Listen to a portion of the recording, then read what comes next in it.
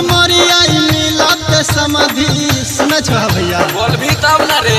अहो बाबू हमारी आई मिलत समाधि माथा में पगड़ी अमाइठ के अहो माथा में पगड़ी अमाइठ के महुआ हुआ पूजा सकी रे। अहो जय भैया खुना भैया के बराती साली समझ लब साइट के।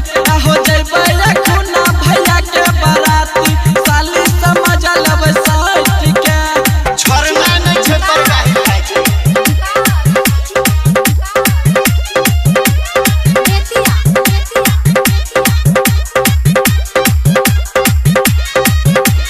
बगल वाली साली देखे में सुपर पकड़ के नचैबै डीजे के ऊपर। अरे हम ही शादी कर लेबै हो भैया दहेज में लेबै नहीं करो भैया। समझ गेलियो तोहार बोली एना बोला भी त चल जैत गोली मारतो सब रपट रपट के हेरे मारतो सब रपट रपट के।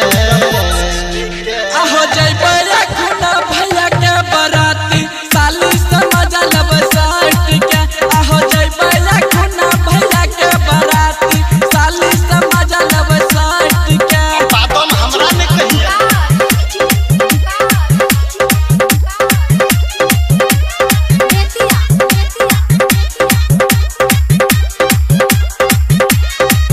हेरे फैलल छे सगरे कोरोना महामारी बंसी साली के धैर्य छै बेमारी। ओ बाप खाली कोरोना नजर आवे छै।